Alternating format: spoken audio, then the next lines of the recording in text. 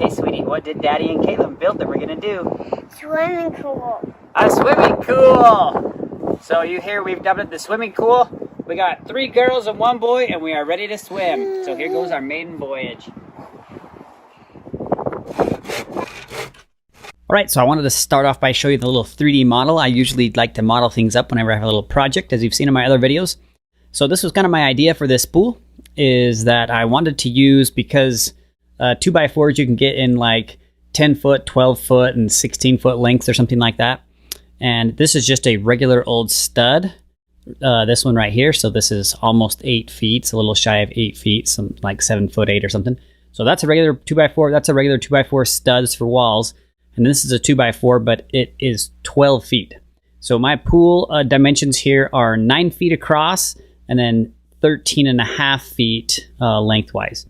So that's what allows me to use these little boards right here. These little boards I think are like 2.5 feet right there to there. So these are 2x6s and the other boards are all 2x4s. Now, so the boards that I actually purchased were these, that 2x4, and then I bought that stud and that stud. All of the rest of the wood, 100% of the rest of the wood, I got free. And like construction sites, they have lots of leftover wood and stuff like that. You can go ask them and they'll usually let you grab scraps. So even all the sheet wood in the middle of this pool, I got all of that wood for free as well. At the end of this video, you'll want to watch to the end because I do show you how a few of the changes I would have made. And one of those changes is this bottom plate I would have turned into a 2x6.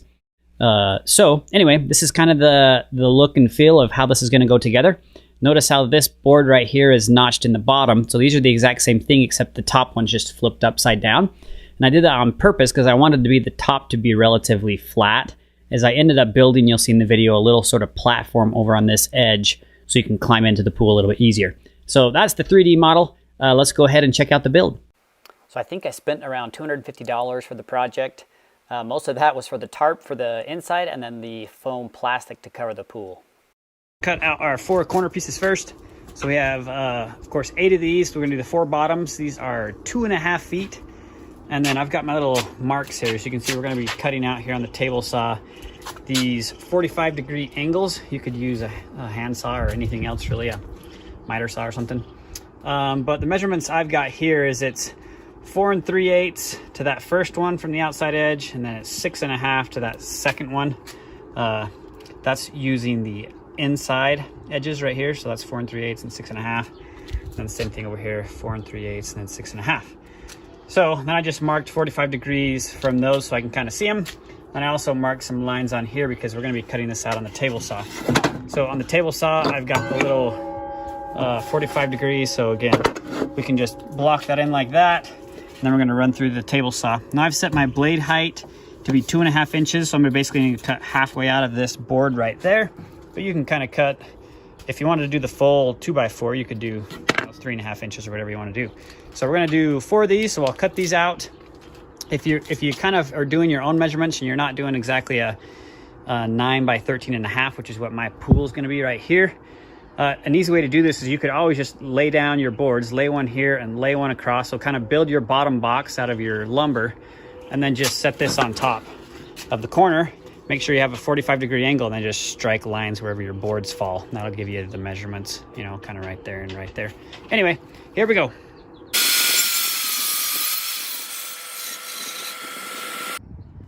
So now we got one cut out. We're just gonna mass score all these so that we can just kind of do all of them at once here.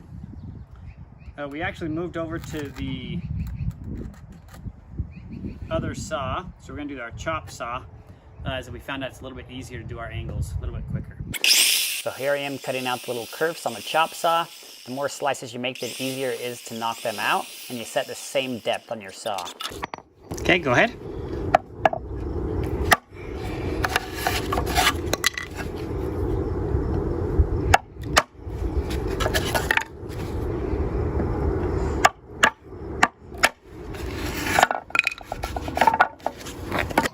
Then just clean up those inside bits here with the chisel to make it a little bit more smooth for stapling them together.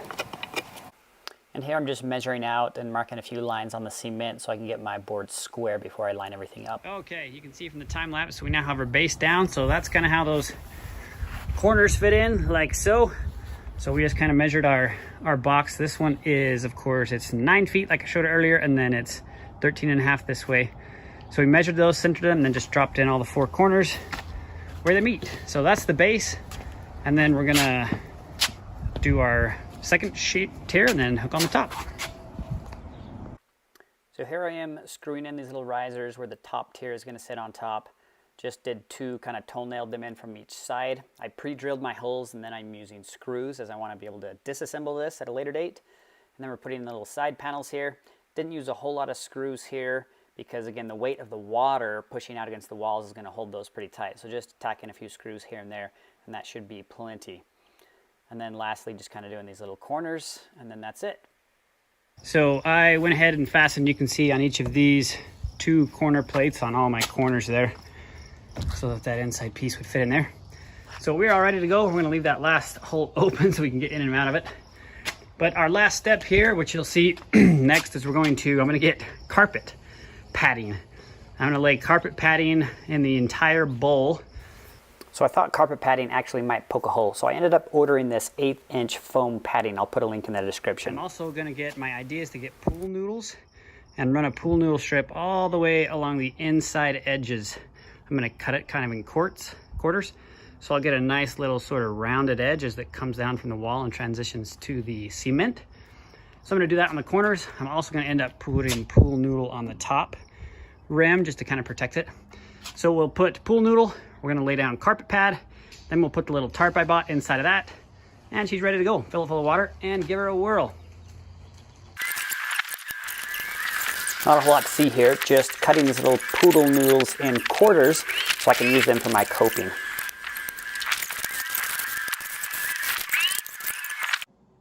Okay, so for the little coping that's going to go right inside of there, I bought these pool noodles. These are kind of the bigger pool noodles. I think they're like, I don't know, 4 inches across or something like that. They're like $5 a pop. So what I did is I just cut it in half twice, so half and half, just with a little knife. They actually cut really easily. So I just kind of held a string line up. So the idea here is that these are gonna go like this. So they're gonna act as sort of the coping or the little edge down here. So my tarp's gonna come down here and then go like this. The only reason for this is basically so we don't have this really hard turn right here and there'll be a lot of water pressure. You don't want any kinks or pops right there. So if you have a little bit of an edge, it kind of goes like that, that'll work better. Now the problem here is that you can see that it's a little bit rounded, right? It'd be better if this was a straight line, a straight 45 degrees. So what I'm actually gonna do is I'm gonna run them through my table saw because I've got a 90-degree angle there, and then I can cut this 45. So let me show you this on my table saw. So my table saw can rotate. So I've rotated my blade, you can see 45 degrees. So basically I'm gonna take this little noodle and then you're just gonna run it through like this, all the way through, and you can see that's gonna just cut that little edge off so that you can see it's then gonna be a nice 45-degree angle. Go nice and slow on the table saw to prevent any accidents, just trimming these guys down here. All right, so I've just added this little brace on the side. This is the 14-foot side. So I had this little 4x4 I cut in half, put one on the other side, and then just kind of brace that like so. So that just makes this wall a lot sturdier. Now it's not really moving at all, so it's gonna do a little bit better there. And then also I cut, these are the little pieces I cut off right when I did that little 45-degree angle in the coping. And since I don't know what to do with these, I'm actually gonna take them and lay them on the inside of all these little corners right here. So I'll kind of show you. I'll just lay these down like that. You can see that makes a nice little transition. And then my foam will go on the outside of that. So I'll kind of place those all down in there on each of the corners. And then we're ready for the... So I just tacked these little guys down with tape to hold them temporarily while we got the foam around.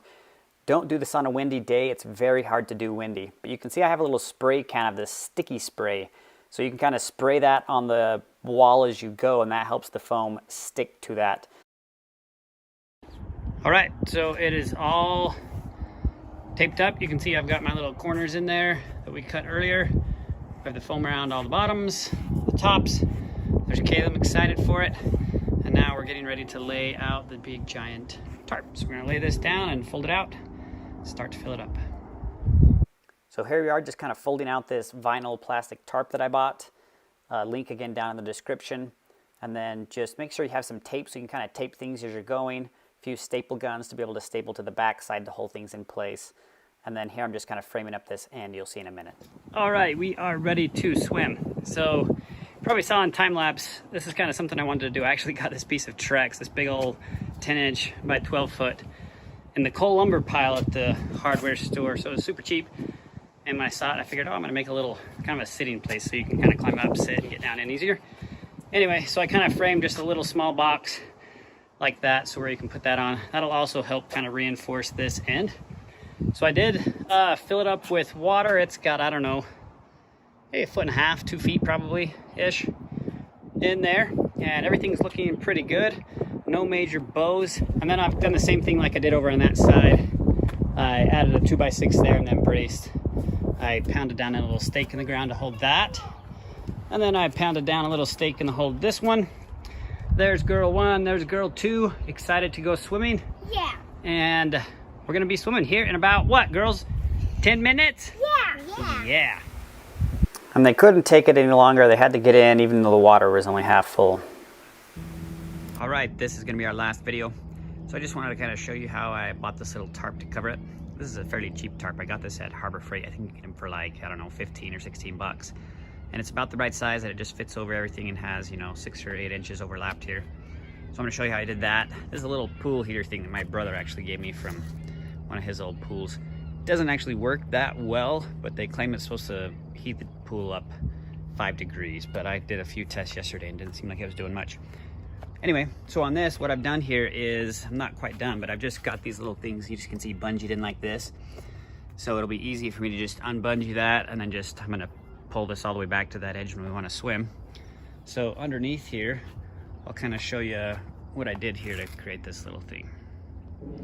So you can kind of see here, what I did is I just bought these 10-foot treated lumbers, and I kind of chopped off the corner, I just ripped them in half on my table saw. So I have 4 of those laying across there, and then I can stretch that tarp and then bungee it down nice and tight. Mostly to keep the bugs out, and then also for safety, just so, you know, no one can get in. And, you know, if I did have somebody that was able to climb up on top of this, it would actually hold their weight with these boards so they wouldn't fall into the water. And then you can kind of see, right, just with these little guys, they bungee down on there fairly tight. And of course I haven't got all those on there, but that's kind of how the little cover works, and it'll work good enough for my needs. So now I just want to show you a couple of things that I would do different should I start over. So one of the things you'll want to make sure you do is on these end pieces, if you're building the same kind of thing or with your own ideas, make sure you screw in each of these guys. I actually missed one corner, and after a day or so this started to pop out a little bit. So I had to drain a little bit of water and push that back in. So make sure you screw all these pieces down in so they lock nice and tight so your corners don't break out. I also added 2 extra little braces, one right there and then one right there, because I was getting a little bit of bowing.